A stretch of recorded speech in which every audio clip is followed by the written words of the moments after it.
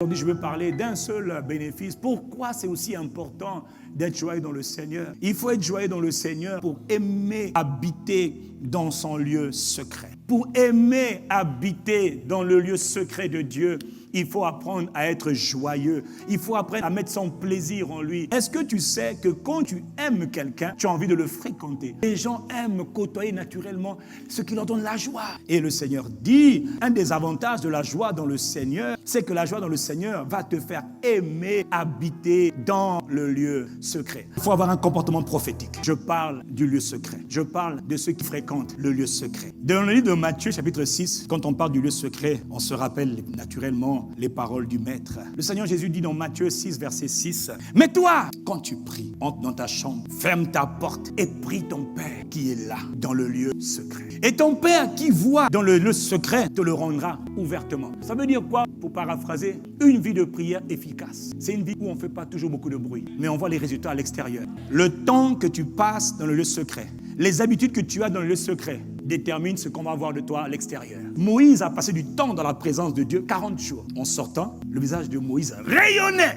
Ça, c'était visible. Mais il y a des choses qui ne sont pas visibles, mais qui sont perceptibles dans la vie de plusieurs. C'est pas que j'ai vu. Tu as changé, hein? Quand je t'écoute, même ton langage a changé. Mais il dit que le secret de tout ce qui est manifeste provient d'un endroit qu'on appelle le lieu secret. Le lieu secret n'est pas une chambre. Il dit le lieu secret, c'est là que le Père est. Or, aujourd'hui, le Père est en moi, par son esprit. Dans le lieu secret dont il te parle en vérité se trouve en toi. Au verset 17, il dit, quand tu jeûnes, parfume ta tête et lave ton visage, afin de ne pas montrer aux hommes que tu jeûnes, mais à ton Père qui est là, dans le lieu secret. Et ton Père qui voit ce que tu es en train de faire, il te le rendra. Qu'est-ce qu'on fait dans le lieu secret? On est présent dans la présence de Dieu. Tantôt on prie, tantôt on intercède, tantôt on médite la parole, tantôt on écoute un message, tantôt on pleure devant Dieu, tantôt on soupire. Tu viens à l'église, tu peux savoir qui est un habitué du lieu secret, qui ne l'est pas. Mais comment tu reconnais les gens du lieu secret? C'est des gens que Dieu est en train de transformer. Mais le lieu secret ne fait pas que ça. Jésus a annoncé des temps terribles à venir, des temps calamiteux. Alors que doit-on faire? Il faut développer l'habitude du lieu secret. Depuis plusieurs semaines, là, plusieurs jours, vous entendez les gens donner un passage de référence. Je parle d'un psaume. Quel psaume?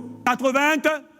Maintenant, je vais te dire ce que le passage de Psaume 91 dit réellement et à qui il s'adresse. Parce que tu vois, tu n'as pas le droit de dire si tu n'as pas rempli les conditions. Et dans les temps des ténèbres dans lesquels nous sommes, tu as intérêt à comprendre la profondeur de ce passage. C'est un passage prophétique qui nécessite un comportement prophétique. Quand je te parle du lieu secret, chercher le lieu secret, c'est ça un vrai comportement prophétique pour une saison trouble. La condition numéro 1, Dieu définit qui est concerné par le lieu secret. Donne-moi le verset 1. Celui qui habite dans la demeure secrète du Très-Haut logera à l'ombre du Tout-Puissant. Il n'a pas dit celui qui passe, celui qui habite. La maison dans laquelle tu habites, c'est la maison où tu vas toujours passer le plus de temps. C'est là que tu vas dormir, c'est là que tu vas te reposer, c'est là que tu vas te désaltérer, c'est là que tu vas te rafraîchir. Mais lequel? Le lieu secret.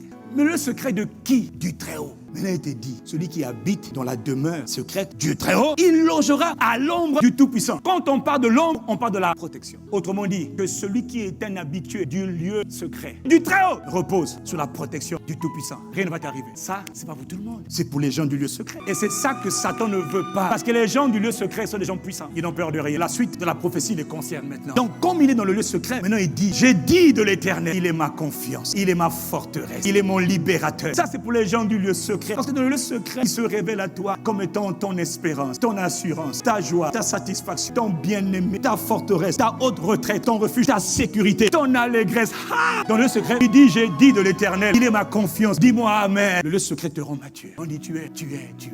Et on ne force pas, hein, c'est naturel. Maintenant, au verset 3 jusqu'au verset 6, il va te dérouler les œuvres des ténèbres qui attaquent les habitants de la terre. Maintenant, il te dit, comme tu donnes le secret, voilà ce qu'il va faire. Verset 3, il dit, il te délivrera. Il te parle du piège de l'oiseleur.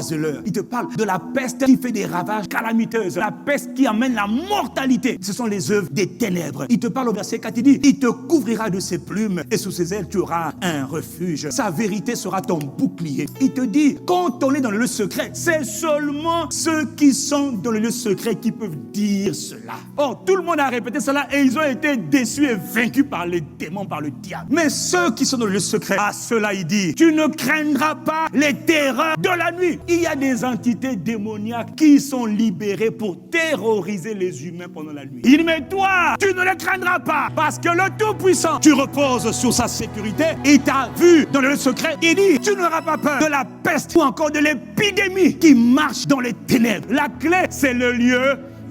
Tu ne craindras pas l'épidémie qui marche sur les ténèbres, ni la destruction qui dévase en plein midi. Il te dit à toi, si tu vois des gens autour de toi, 1000 personnes sont contaminées. Tu es dans le bus, dans un avion, il y a une épidémie. 1000 personnes sont touchées à ton côté, 10 000 à ta droite. Mais sur toi, tu ne seras pas à terre. Mon frère, le lieu secret, c'est le lieu de haute sécurité. Je te dis de la part du Seigneur, si aujourd'hui tu prends la résolution d'aimer le lieu secret, la grâce de Dieu te protégera toujours. Jésus s'est retrouvé devant un lépreux. Le lépreux l'a vu. Il a dit que le gars est différent. Jésus, un homme du lieu secret, se jetant à genoux, il dit d'un ton suppliant, Seigneur, si tu le veux, tu peux me rendre pur. Jésus étendit sa main sur lui. Il touche un lépreux. La lèpre est une maladie contagieuse. Mais lui aussi, il est contagieux. Les gens de l'intimité, les gens du lieu secret sont contagieux. Oh, mais dis amen ici. La lèpre est une œuvre des ténèbres. Jésus a la vie divine en lui comme toi et moi. Il le toucha. Il dit, je le veux. Sois pur. Bon, maintenant le contact. Qui va contaminer qui? Là, la lèpre dit, oh, excuse-moi, j'ai été trompé d'adresse, je dois m'en aller. La Bible dit, la lèpre le quitta. Il est écrit, aussitôt, les gens du lieu secret, c'est les gens qui manifestent le aussitôt. Ça sera ton partage à partir d'aujourd'hui.